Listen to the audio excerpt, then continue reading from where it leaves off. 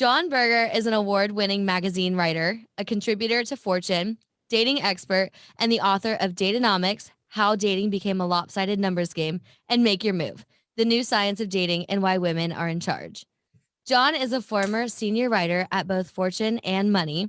His work has also appeared in Barron's, Bloomberg Businessweek, New York Magazine, The New York Post, Time, and The Washington Post. He's a familiar face and voice on television and radio, having been a guest on ABC's Good Morning America, BBC World Service, CNBC, CNN, MSNBC, National Public Radio, and Fox News. And my personal all-time favorite podcast, Girls Gotta Eat. Hi, Jon. Hey, Riley. Thanks for having me on. Yes, thank you for coming on. Right before, we were just talking about this right before, but I'm going to continue on this track. Jon is a very influential person in my life, if you will. I heard him on Girls Gotta Eat a few years ago, and that episode changed my life. And I was just telling him how I remember like, I had the podcast in, I'm listening to it. I'm like doing chores around the apartment and I'm like cleaning my bathroom. And it was the first time I've ever heard this actually explained and actually scientifically backed. And you were talking about Date-onomics at the time. And I remember just being completely blown away and being like, oh my God, I'm not crazy. Like all these things are actually backed by data and studies. And it blew my mind. So having you on this show is really big for me. So I just want to say thank you. So Riley, I was glad you liked the Girls Gotta Eat interview, but as we were talking about before, coincidentally, we happened to record that interview, the Girls Gotta Eat interview, on January 6th. So when I listened back to that, I think I was really tongue-tied because I was very distracted by what I knew was going on in the background. And I'm glad you enjoyed the interview, but I don't think it was my best. So hopefully this one will be better. That's what I was just about to say. Maybe this one will be the best. And now you can tell everyone to listen to this one because it's your best performance. All right. So let's jump right on into it. Let's talk about Date-onomics. Tell me all about your inspiration for that book, and we'll just kind of deep dive on it real quick. So the idea for the book kind of grew out of my observations of my workplace at Fortune magazine. And, this was 2013, 14, somewhere in that range. Even before that, I mean, the editorial staff at Fortune was more women than men, and it's probably even more lopsided in that direction now than it was back then. And at the time, I got married in my mid-20s, and it was one of these things where I couldn't help but notice that most of the guys at Fortune were either married like myself or involved in long-term relationships. Whereas the women of Fortune, I think I can objectively say they had a lot more going for them dating-wise than we guys did. But the ones I was friends with, they all had these like dating horror stories, and they couldn't seem to find a boyfriend, and it made no sense to me. Like I couldn't really, like I didn't understand why my guy friends seemed to have no problem, and a few of these women in particular I'm thinking of seemed to literally have everything going for them, but they couldn't meet a decent guy. And so that was kind of the origin of the book. Although I will say the concept behind Date-onomics, like my idea for the book turned out, I started out in a different place from where it ended up. I thought this was going to be a book about how these very cosmopolitan cities like New York, which is where I was living at the time, or New York or LA or Toronto or Paris, London, wherever. I thought there was something about the job markets in these cities that were attracting disproportionate numbers of women. And this is why these particular cities were really tough when it came to dating, like the whole like Sex and the City phenomenon. I thought this was going to be a big city story, and it turned out not to be. This is kind of an everywhere phenomenon, and has everything to do with college education. And for the past 30 years or so, we've had 1/3 more women than men graduate from college in the US and in most Western countries. And actually, if you look at the numbers from last year, I think it was almost 50% more women than men graduating from college. So the trend is only getting worse. And, it wouldn't matter if we were all more open-minded about whom we date and marry, but we are not. Yeah. I mean, I can kind of attest to that too. I just graduated college. Me and all of my girlfriends have graduated on time. And all of our guy friends, I would say out of probably 25 guys, like in our like friend group, I would say I think only 3 of them graduated. All of them still have years left of college, and who knows if they'll actually finish them. Have you ever seen Animal House? Animal House, I have not. Oh, there's this great John Belushi line where he gets kicked out and he's like, 8 years down the drain. And I know, like, Um, none of my guy friends have. I mean, only a few of them have graduated. Actually, a lot of them are behind, or like they graduated late. And all the women I know have graduated on time.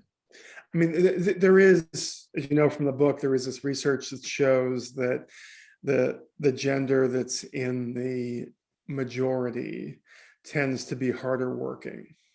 Hmm. So, like, you see the flip side in China, where men are basically working their asses off, to attract a wife, Hmm. because of the old, one child policy in China. And as a result of that, there are fewer women than men. Hmm. And there's an economist at Columbia University who actually concluded that almost 20% of China's GDP growth during its peak economy years was a byproduct of the shortage of women. And I think you kind of see the flip side here, where women, particularly in college, are just completely outshining men academically. And I don't think people are like doing a head count and then behaving differently as a result. I think a lot Hmm. of this is kind of hardwired into our biology and our Yeah, psychology. I know you probably like didn't study this, but do you have any idea why women are succeeding? I don't want to say succeeding because I don't know if that's the right term, but like Yeah. why women are graduating. Do you think it's because like we didn't have the opportunity before, and now that we have like more opportunity to like work and be financially independent, like do you think there's almost, I don't want to say this wrong, but like do you think there's almost like a, Well, it's just like, I don't know, I might not be saying that yeah, correctly, no, but no. like, I'm going to say it's not exactly what you just argued, but it's a starting point. mhm, So I would argue that the discrimination against women, particularly in college, mhm, but obviously in the workplace as well, obscured a fundamental biological truth. And that truth is that women mature physically and also in terms of brain maturity faster than boys do.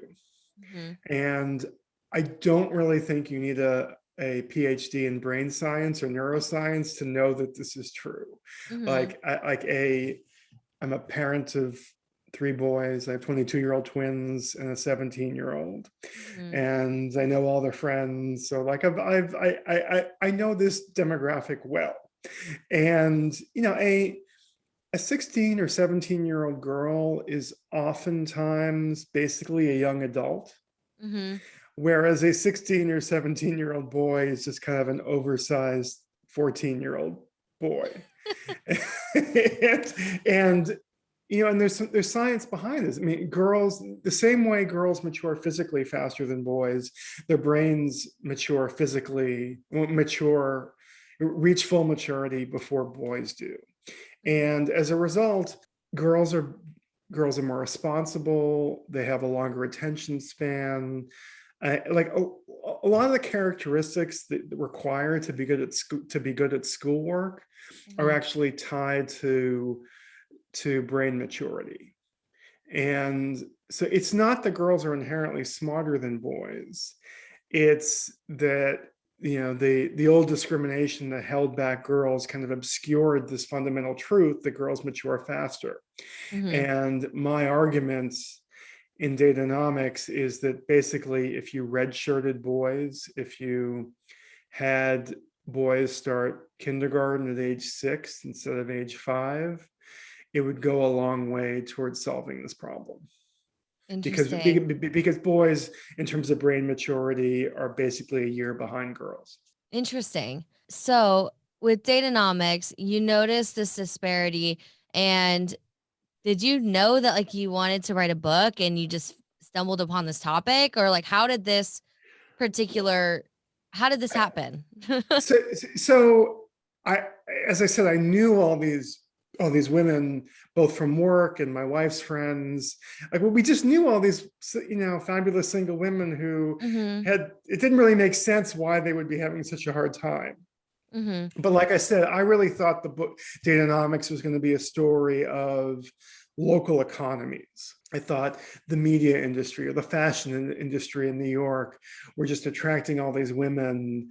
And as a result, it was like a playground for men and a dating hell for women. But Mhm. as I said before, the geography turned out to be far less important than I realized. And Date-onomics is still a story of supply and demand, but it's an everywhere thing. It's not just New York and LA and Toronto and London. So for Date-onomics, you decided to use college campuses as your study, like your Yeah. case study, if you will. Tell me a little bit about like why you chose colleges and what the data showed you in that. It's a little different now than when I wrote Date-onomics, but Mm-hmm. and maybe not that different. You tell me. But back then, college campuses were kind of self-contained dating pools. Now I realize dating apps have changed that a little bit, particularly Mm-hmm. if you live in a city with multiple colleges, universities, that may open things up. But for me, it was interesting looking at college campuses, because they were self-contained. And even though the average college back then was 58-42, like 58% female, Mm-hmm. 42% male, there obviously was plenty of variation there. You had schools that were over 60% female, and you had some schools like Georgia Tech or MIT that were kind of lopsided in the other direction, like Mm-hmm. 60% male. I wanted to look at how the prevailing sex ratios on college campuses affect the dating scene there.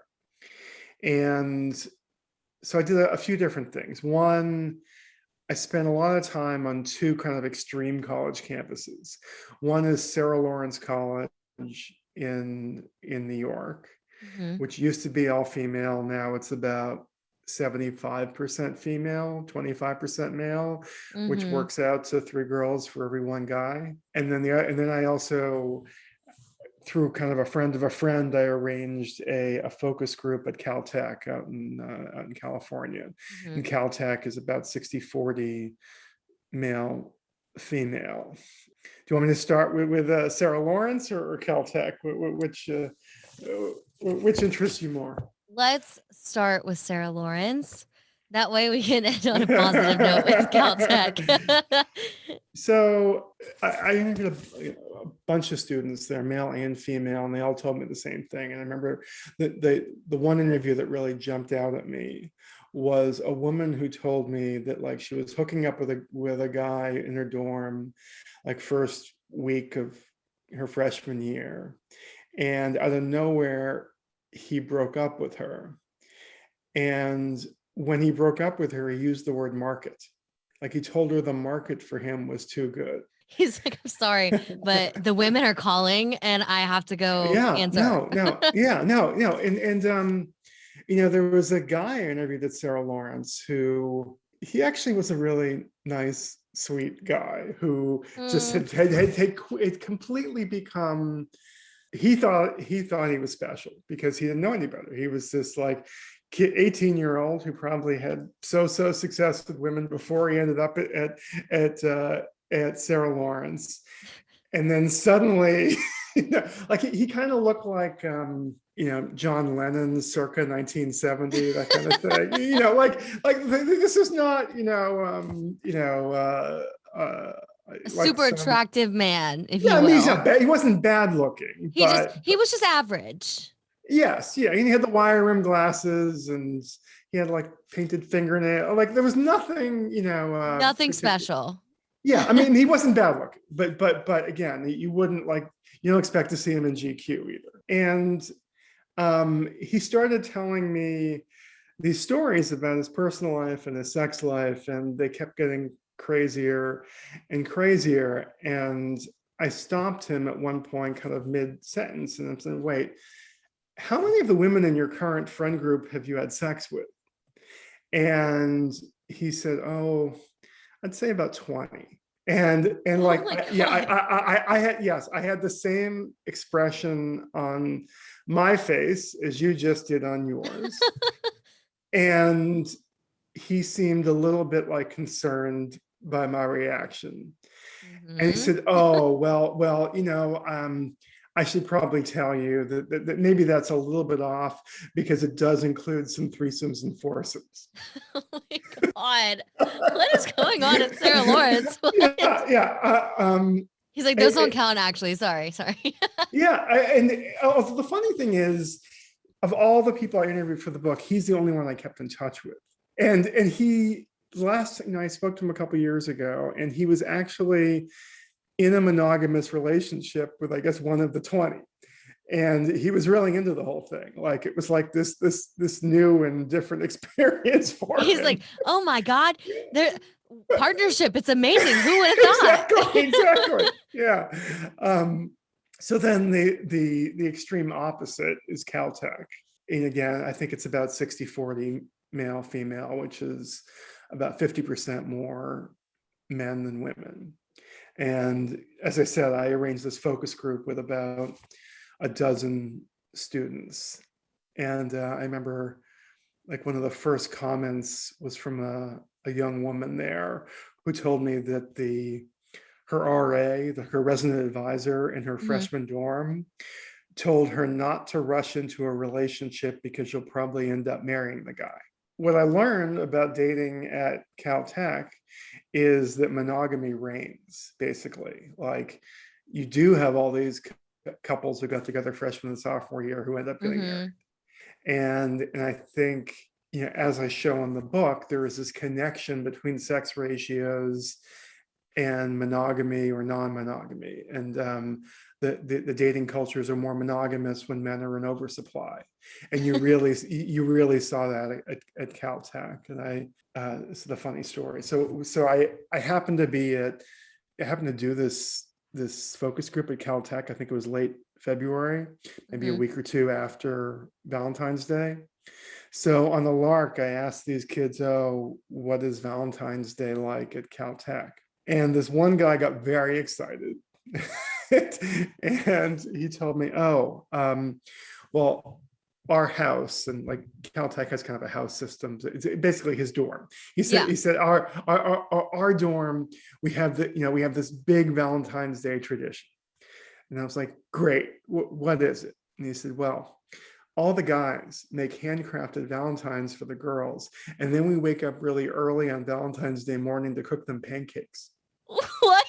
Wait, why didn't I go to Caltech? That's so tender. Yeah, I know. It was like the sweetest story I heard in my entire Meanwhile, report. Sarah Lawrence is over here having Having foursomes and threesomes and threesomes. foursomes. Yes, exactly.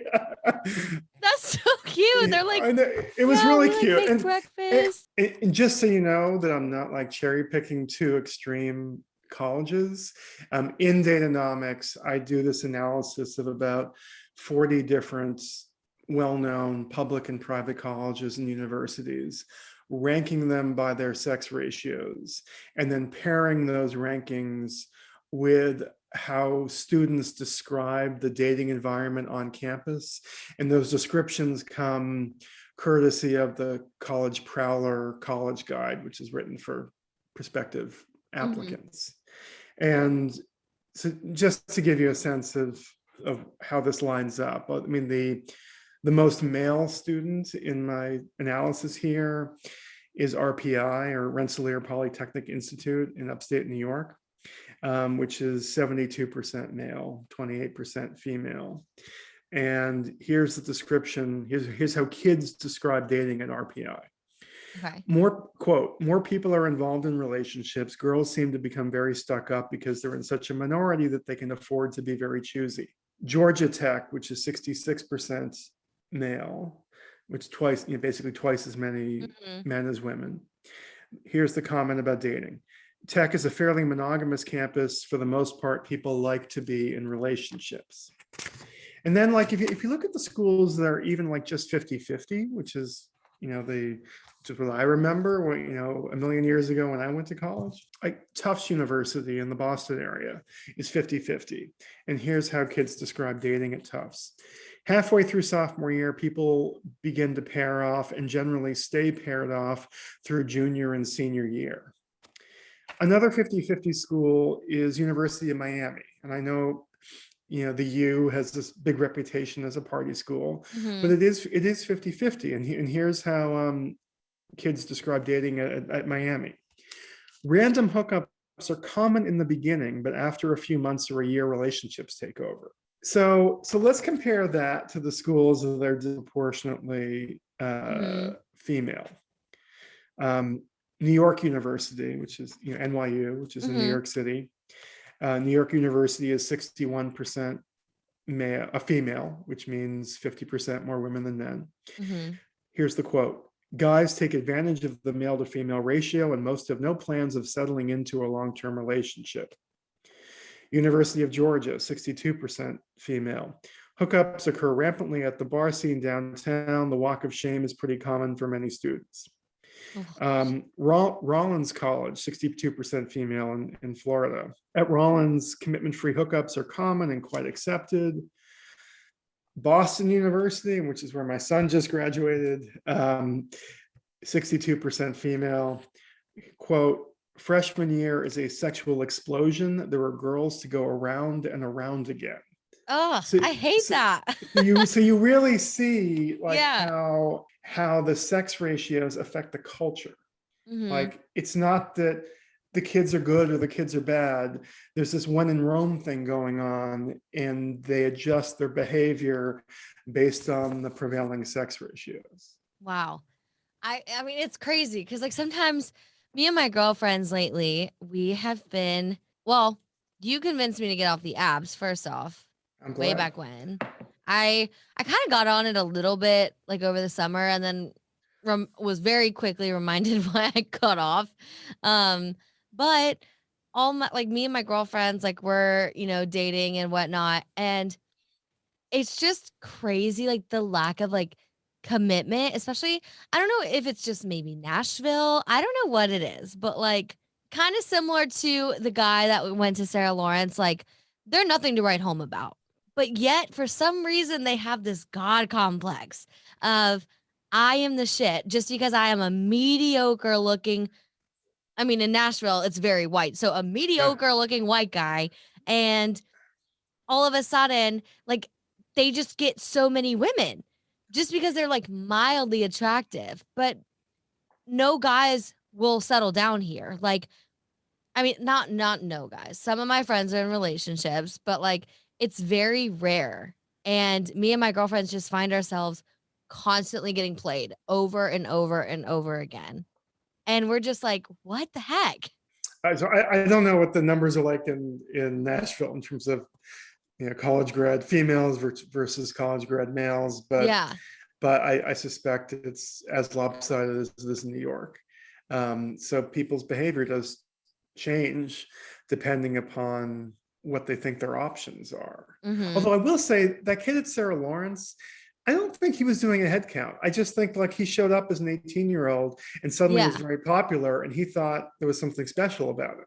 Yeah. And I wonder, like the guys that in Nashville, do you think they're doing a head count or they just think they're special because they've been No, they treated that probably way? just think that they're special. Also, like, the women in this city are beautiful. You walk around and like it is just like beautiful women are everywhere. And then Yeah. also not to mention Nashville's like bachelorette capital. So there's also that factor is why commit whenever I can go to Broadway, I can hook up with a whole bachelorette trip group, whatever. I can hook up with a whole bachelorette group and then they're going to leave and I never have to talk to them again. So there's also like that. There's also like I feel like a piece of that. I feel like the influx of women coming in and out of this city is also definitely a big factor if I had to take a gander. And as you know from my new book, Make Your Move, I do believe that the whole online dating culture makes everything more transactional, more crass. Like Yeah. it's harder to take advantage of somebody you know, or Yeah. somebody you're gonna have to see every day at work, Yeah. or somebody who's your neighbor. Like it's harder to behave badly, Because you have no you know. accountability. Right. There's no accountability. Yeah. But if this is somebody you're going to see every day, even at the dog park or something like that, Mm-hmm. that even a small human interaction like that is going to create some accountability. And I guess I would also argue that if you know the person from the dog park or from your building or from your work, and you go out on a date, you probably have a clearer view of why you like them. And Yeah. you're going to be more invested in the date Yeah. than you know, Just a random person. or just a few pages on Tinder, or you know, Yeah. like it's not the same thing. Yeah. I completely agree. I had a guy, and it's also funny though, I'm off the apps, but the DMs are still open. So I mean, it's like another form of the apps, I guess, Right. if you will. And I've started to get like somewhat of a TikTok following. So like guys, I'm getting placed more in front of guys in the Nashville area.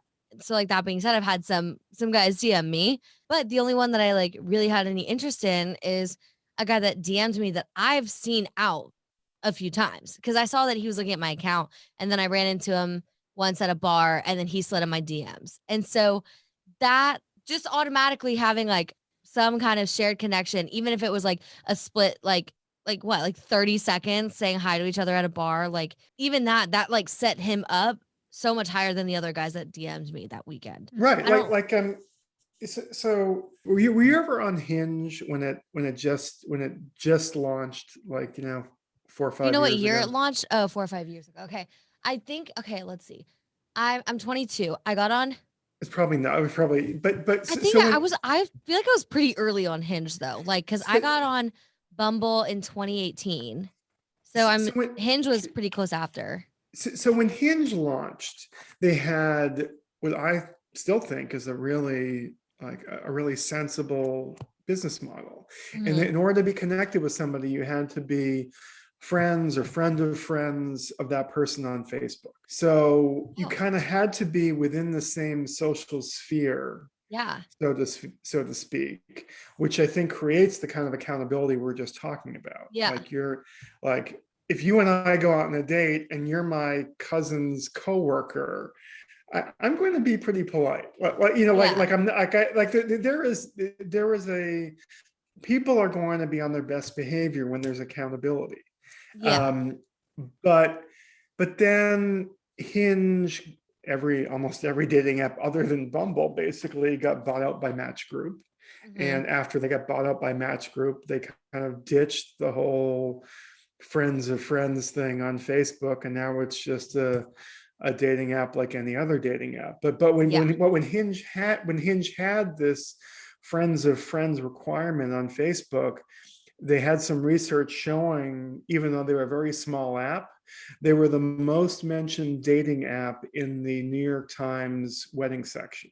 I didn't even know that Hinge had that feature. That's really they should try that Right, again. I know. Maybe Yeah, no. could like and Now like it's link like any other Instagram. dating app. Like, Yeah. yeah, it's like Plenty of Fish. It could be anything. Like Yeah. Match. It's really nothing distinctive about it. But the word hinge kind of implies a connection, right, Yeah. to other people, and that's how they started out. And I think that's why it worked in terms of creating long-term relationships early on. But again, Match Group bought them, and Ruined it. yeah, I mean, we could talk about this more, but if you look at, as you know, I'm a former financial journalist. I worked for Mhm. Fortune magazine for a long time. So I'm probably the only person dorky enough to have read the shareholder reports Mhm. of Bumble and Match Group, who are the two leading companies in the space. And if you read their annual reports, they will tell you that both companies view clients getting into long-term relationships as a business risk. Because then they get off the app and Yes, then they leave the because these app. are So they need it to not work. So people keep doing it. right. But if you interviewed a matchmaker, and I'm guessing you probably have interviewed some, Mm-mm. I know a lot of top matchmakers. Not one of them has repeat business baked into their business model. Yeah. Like their goal is to never see you again. That's exaggeration. I mean, Yeah. they want to go to the baby shower, but that's about it. Like Yeah. they don't. Their goal is not to have you get into a 1-year relationship, have it fail, Come and then back. come back for They want to put you in a relationship to get the positive word of mouth from that success story and get new business from the word of mouth. They're Mm-hmm. not looking to match you over and over and over again. Yeah. Which Tinder and Bumble are media companies. They want you coming back over and over and over again Yeah. because it's good for business. I mean, yeah, that's true. I mean, I didn't even think about it that way. Is that like they need you to come back over and over and over Yeah, because that's what I don't. is their supply. Yeah, I don't know about Bumble. I have to look it up, but I know Tinder sells advertising. As somebody who spent most of my life in the media business, it's easier to sell advertising when you have more users than fewer users. Mm-hmm. So bidding farewell to your users is not good for advertising profits. Wow. I mean, that makes sense. I mean, also too, there's just been so many studies that show that the apps just naturally draw in narcissists. They draw in people with avoidant and anxious attachment styles. And typically, I mean, I'm sure there are a million great people on the apps who genuinely want a connection, but a lot of the times, like, it's just people looking for validation. Maybe, although I'm not again, but I'm not a psychiatrist or a psychologist. Hmm. But I do wonder if these behaviors you're talking about, if the same people would exhibit them in a relationship with somebody they knew well. Yeah. Like I actually think the lack of accountability contributes to those behaviors Yeah. I would rather say like than lack of accountability and also like, I would say like paradox of choice too. It's just like, we're not meant to see this many options, you know? right. Yeah, absolutely. And there is research showing that this overabundance of choice, leads people to sort of always think the grass is going to be greener elsewhere. Absolutely. Okay, well, you kind of like teed it up a little bit and you got it hanging on your wall Okay. behind you. All right. Let's talk about make your move. You know, you kind of said in the make your move that there were some things that you felt like you didn't fully wrap up with Date-onomics. You feel like you kind of ended it on a negative tone. So this is a chance to be Okay. positive and talk about, okay, here's a problem. Now, how can we fix it? So yeah, as you alluded to, I have some regrets about Date-onomics. And Hmm. basically, I even though it was a dating book, I didn't really see it that way. Like I thought I was writing Moneyball, except about dating. And in my mind, I was this super serious business journalist. And the idea that I wanted to position myself as the love doctor was like the I couldn't imagine anything more embarrassing than that. and so my editor of Date-onomics kept pushing me for more and more advice. And if you've read the book, you know that in the last half chapter, there's like a little bit of advice tucked in there. But Hmm. honestly, I was much more interested in solving the boy problem in our schools than I was in solving the dating problem for adult women. In my mind, I thought like the whole knowledge is power thing would be enough, and that women would feel relieved saying, oh, yeah, oh my God, it's not my fault. There is Yeah. this bigger thing going on. And now when my mother harangues me about this, at least I have something I can tell her. Yeah, and now But everyone's like, "Okay, now I know the problem. What do I do?" And right, you're like, "Well, right, I didn't that right. wasn't my plan." So then I got out on book tour, and women would show up at my events, and they'd be like, "Okay, great. I read the book. I get what you're saying. You're right. Now just tell me what to do." And I didn't know what to Yeah. do because I didn't want to be the love doctor. Yeah. You're like, go get a Uh, dating coach. I just gave yeah, you the no, facts. Like and the other, you figure yeah, it out from here. right, yeah, I'm a dorky business journalist. Like I don't know how to solve your dating Your boy dilemmas, but problems. right, but at the same time, I realized the more this happened, the more I realized there was a somewhere between naivete and callousness on my part, writing this whole book, laying out all these problems that women face, and not thinking I needed to invest a lot of time thinking about solutions. Because I didn't have any skin in the game. Like I was still am kind of a middle-aged married guy. Like I didn't, like to me, this was a curiosity. Mm-hmm. Whereas if you think this is difficult for you as somebody in your early 20s, imagine what it's like for a woman who's 40, who Yeah. never expected to be in that Dating again. position and spend her whole life planning to have a big family, that kind of thing. Yeah. This is, and I wasn't sensitive enough to this. I mean, for them, this is a source of deep sadness. And I Mm-hmm. think like the way I approach Date-onomics as kind of very kind of, I didn't take it seriously enough. I just thought like, here's this interesting problem that I'm going to explain. Mm-hmm. And I didn't realize that not providing answers might be taken the wrong way, or maybe the right way Mm-hmm. by some readers. So anyway, that was the origin behind my decision to write Make Your Move. And it's not a lot of these dating books are based on, oh well, I met my husband this way and you should meet your husband this way too. I mean, that's not Mm-hmm. what this book is. It really has nothing to do with my own life.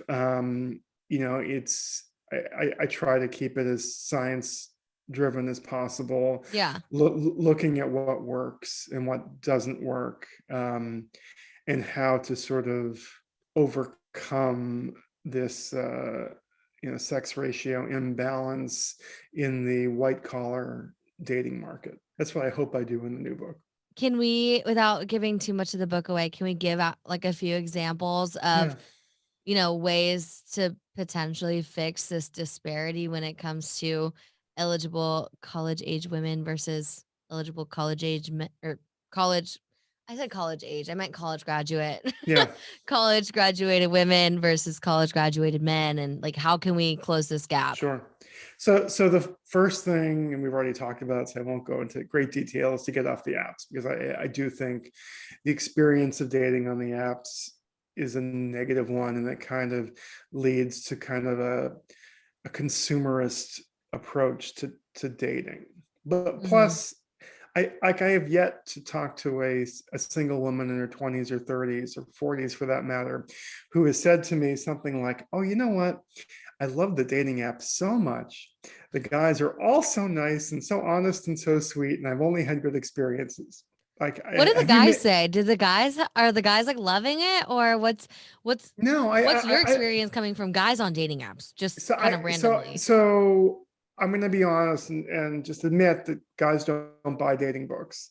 So I haven't Mhm. spent a lot of time worrying about what the guys, like Mhm. it would be like trying to sell a cookbook to men or something. Like guys, Yeah. you know what, guys don't buy self-help books in general. Yeah. And Which there's probably they a should. whole separate psychology behind that. It's not I just about know. dating books, but Like not just therapy yeah. in general. Like a Oh lot of these yeah, men yeah. need therapists. Yeah, guys don't want to admit they don't know what they're doing. Yeah. And this isn't just dating. This could be sports or home Yeah. improvement or No. Definitely. anything. I do think though that we are at a changing point, if you will. We're at like a big turning point in, I don't know if I want to say like history, but like women have been doing the work for a good amount of time now. Like we're buying self-help books, we're going to therapy, we're listening to podcasts, like we're doing things to like actively be better. And there's a study recently that came out basically stating that single men are the loneliest group of people. I don't know if you like heard about this or not. It was kind of going viral on the internet and just everything. But single men are the loneliest group of people. And one of the theories for it was the fact that women are doing the work and men aren't. And either men are going to have to start catching up, or I don't know what else, but like women are now having higher standards of men. And that's why we're seeing such a gap in monogamous relationships. Like there's so many single women nowadays. So like when I see those studies, I know that they're like objectively true, but they don't Mhm. differentiate college grads versus non-grads. And I Yeah. believe there are, I'm going to be off by some margin here, but I believe there are twice as many college grad or non-college grad men in the US as college grad men. Okay. If it's not twice, it's a It's significant, a it's significant difference. it's a significant difference. Yeah. So the way it plays out is a little bit different, but the issues affecting college grad women are not Mhm. unlike the issues affecting non-college grad men. So I tend to believe a lot of the loneliness of working class men is actually tied to the shortage of working class women. Interesting. I don't like, I know the loneliness exists. It's Yeah. just I think I think you have to like, parse it a little bit more in terms of who Yeah. we're talking about. Yeah. Yeah. I think it's been like kind of interesting to see that. I'm like, guys, get in therapy. I feel like it's starting to become so normalized though that like hopefully soon we'll start seeing a shift. I don't know if you are big into podcasts, but there's one that is called Man Enough. And there's so many guys out here listening to Andrew Tate. And I'm like, no, you need to be listening to Man Enough, where they're like actually talking about like the root of these issues and like toxic masculinity and like what does masculinity mean and like what does it mean to be man enough and like all this stuff. And sorry, I'm going on a tangent. I'm just so passionate Now about it because I I'm don't just know if tired of it. I don't know if this is the male in me or this is just me, but when it comes to podcasts, I really only like ones I find entertaining. I don't subscribe to any podcasts that are going to sort of get me down or make me, I'm not going to listen to a philosopher's podcast. Yeah. Like Yeah. I'm not gonna do it. Like I like, like funny dating podcasts. Like this is, Yeah. British woman Alani, who I love because she poses the craziest questions and gets people to write in. Yeah.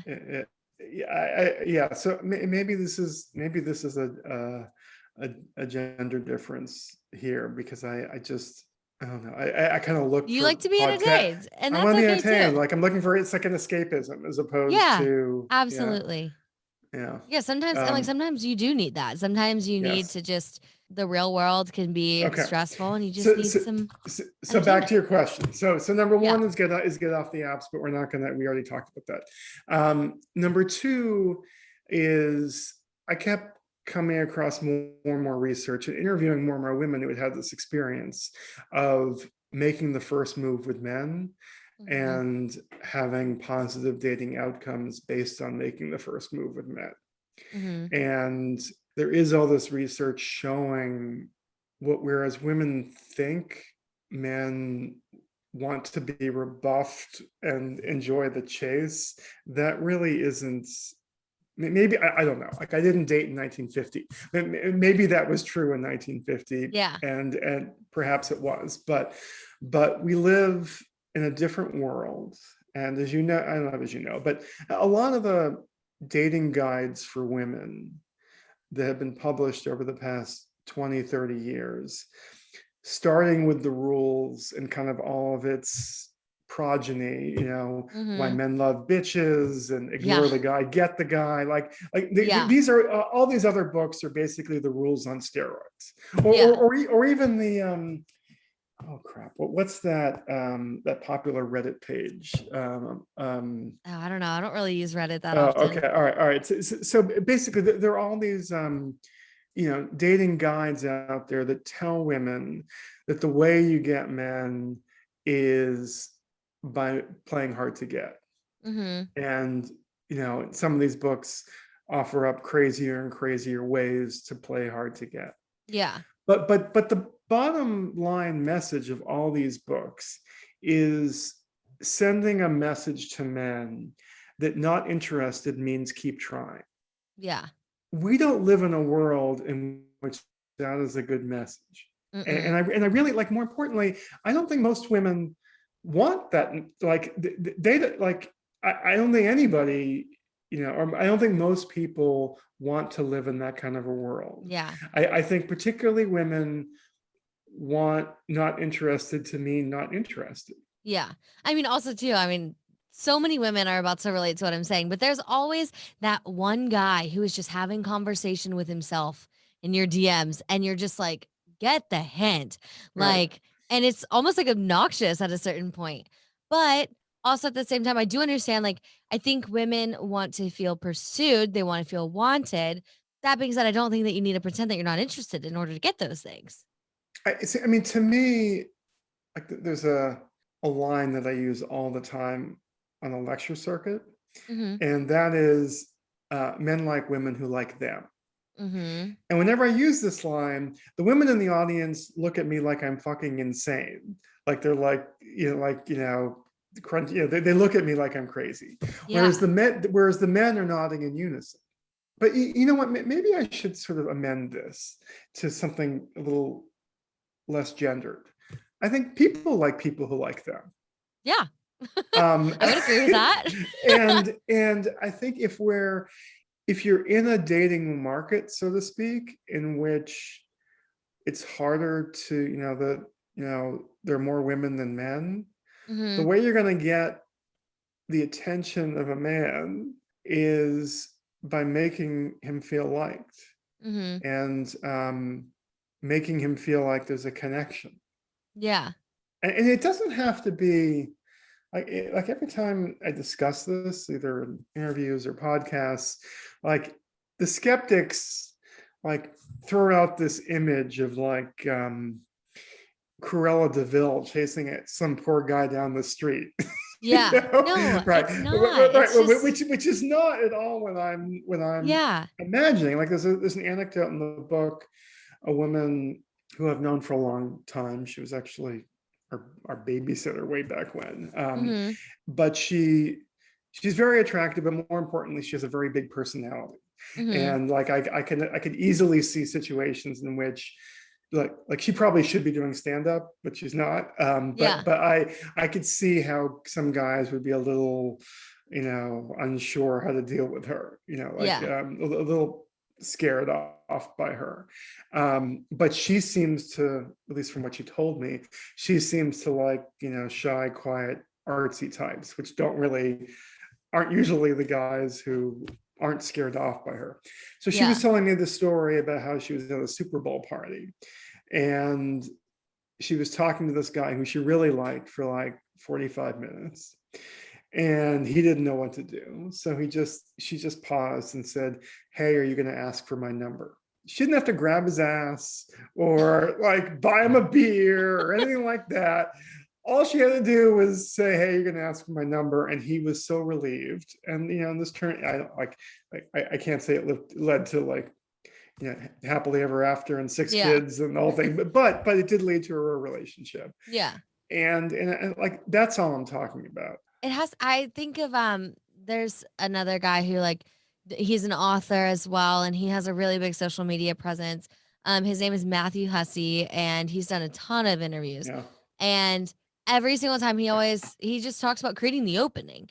You don't need to walk up to a man and be like, "I like you, take me on a date." Like, it can be something so subtle as just being like asking him to watch your stuff whenever you walk away. And I think I want to say it So was him that created this thing, how, or talked about how people say, "Oh, I want to date," like, or maybe it might have even been you. so, so, It, no, so I like of all the dating coaches in that genre, I don't want to say I like him, but I'm most sympathetic to Matt Hussey because there is a certain kindness yeah. to his approach, whereas a lot of the dating coaches, it takes them 3 minutes before they get to, well, you're high value, he's low value, like, basically categorizing other human beings the same way you would cars, Yeah. Yeah. and I think he does that a little bit, but I will say, like, there is an empathy with him that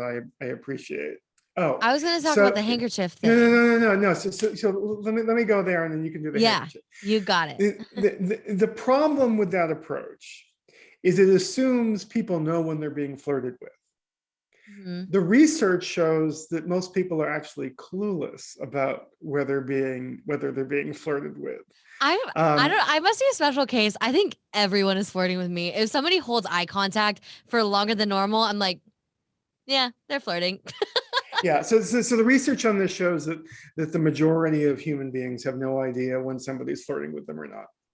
So, I mean, if flirting worked and were effective, what I think is going to be the handkerchief story, or like, when I think about something like that, I always think of the Legally Blonde scene in the salon, Yes. with The bend and snap. bend and snap, right? Exactly, right. Which, yes, if the UPS guy knew that bend and snap, was her saying she liked him, that would be great. But I think even in that movie, it was not clear to him. Although maybe he got hit in the nose, and I don't know. But anyway, the problem is that the research shows that flirting doesn't work most of the time. And tell me the handkerchief story. Is this a flirting thing?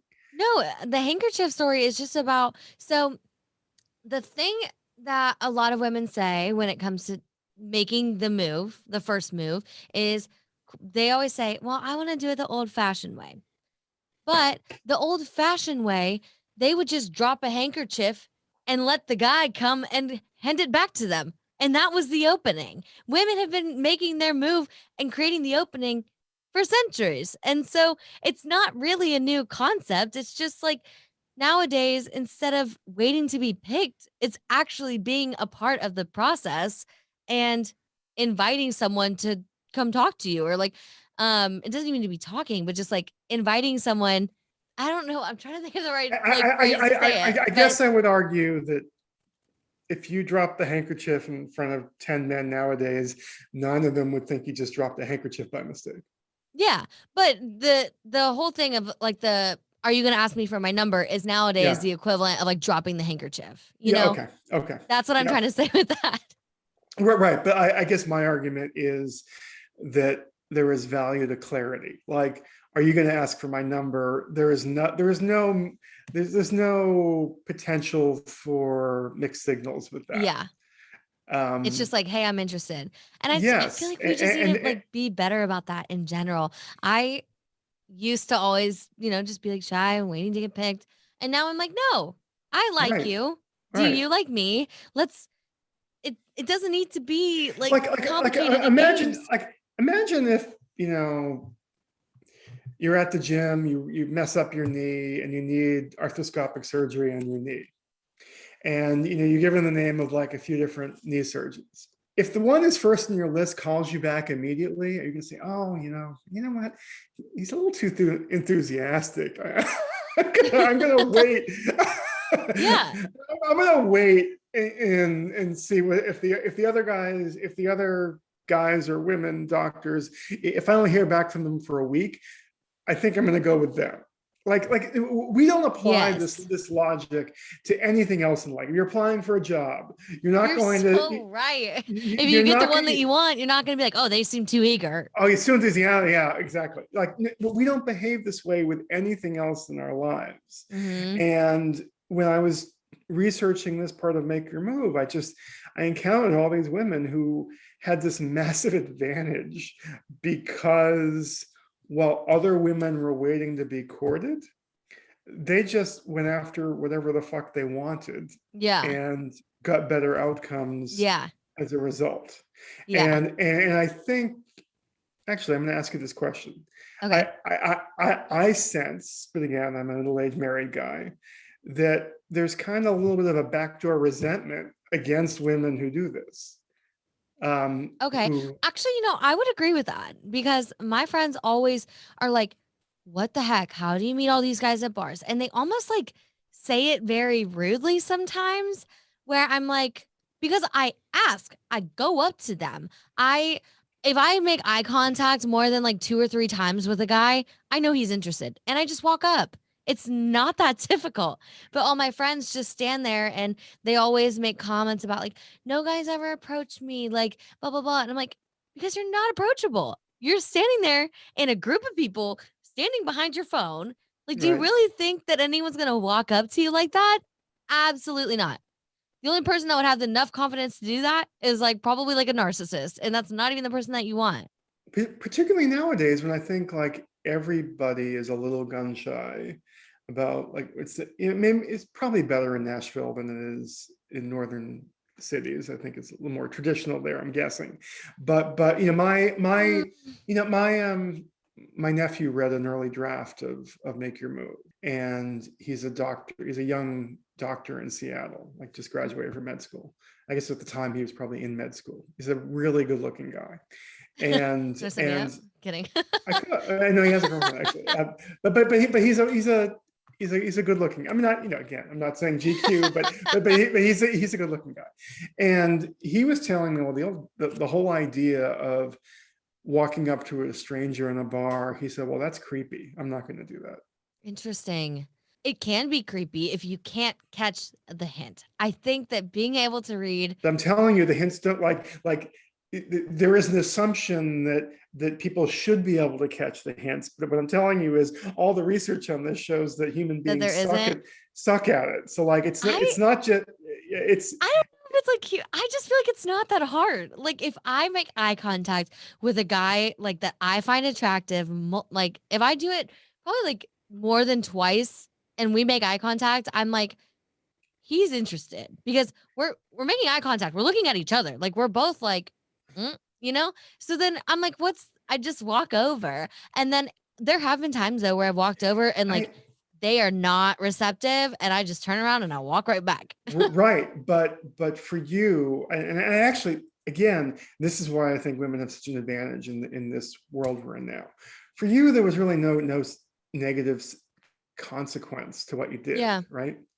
um that guy isn't pointing out saying, oh, she's really creepy, she Yeah. said hi to me without my consent or something like that, like Yeah. nobody is doing that. Yeah. Whereas a guy, I actually don't think it's reasonable on their part. I think guys exaggerate the risks, but I can't control the fact, or you can't control the fact that in their mind they're exaggerating the risks, which means that you, as somebody who's willing to make the first move, has this big advantage because the guys are unnecessarily gun shy, and Mhm. your girlfriends are waiting to be courted. Yeah. Well, it's funny too, because like I noticed like I don't play games anymore. Like if I like somebody, I like somebody. I'm not gonna do these like weird back and forth. Like if I'm interested, somebody knows. Like the guys know if I'm interested nowadays. Cause I used to be that way where I just used to sit back and be like, oh my God, why is nobody coming to me? And now I'm like, no, because if I just sit back and I wait, I'm gonna be waiting until I'm dead. So I gotta Right. take the initiative. And nowadays though, I am sensing in my personal experience in Nashville, Tennessee, guys are the ones playing the games now. And it's almost like these like games to just get you to be able to like be okay with hooking up. Like it's very hot and heavy. They say and they do all the right things in the beginning and then they start to get a little bit physical and then they pull back and they Have disappear. you found that the more direct you are with people who you actually like, the less likely they are to take advantage of you? Actually, no. Well, here's the thing. This guy that I'm talking about specifically, that this happened to most recently, he and I went on a date. Great first date. Like, I left that date like, I really like this guy. Like, I could see myself potentially dating him. And he all of a sudden just got so like at first he was so hot, he was saying doing all the right things, like going like very heavy, saying he wanted a relationship with me, not maybe with me, but saying that he was looking for a relationship. And after that date, I really got in my head and I was like excited because I was like, oh, like this is a good potential match. Then all of a sudden, don't hear from him all weekend. And then during the week, here he comes again.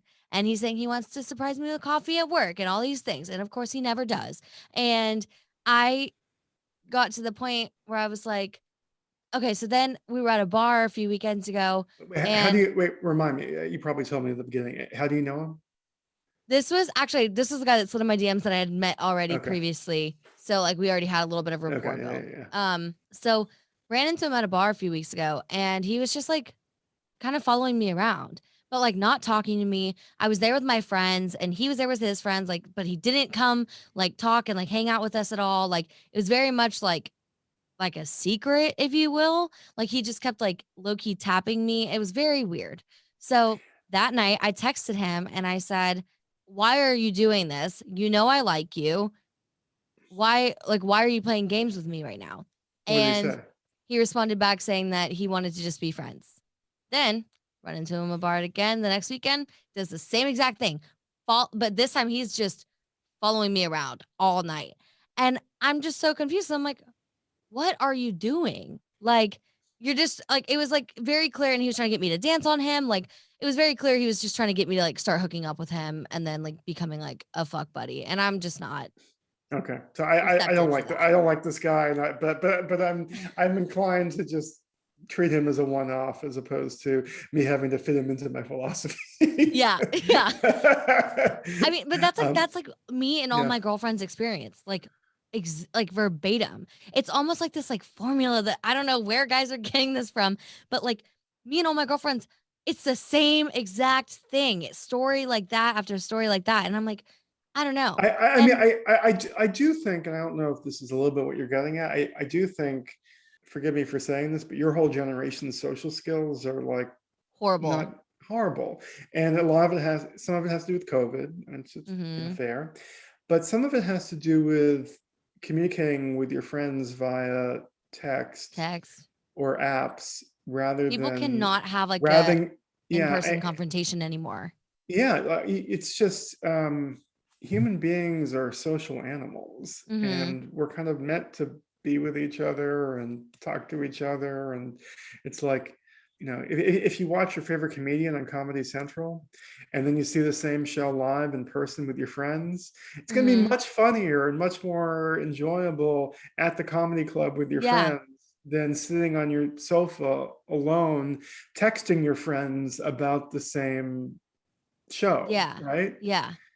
Because again, human beings, like all primates, we're social animals, Yeah. and what's happened, not some of it again is COVID related, but even before then, that No, there was already a disparity. yeah, It's yeah, this kind technology. of this online life that we're leading, I don't think leads to. I think it's hard to transition from interacting with people on an app to having a real world human relationship with somebody. And Absolutely. and I think, like you'd mentioned your friends earlier. Like how many of your friends did you meet on an app versus meeting in college where they 0. were zero, right? Right.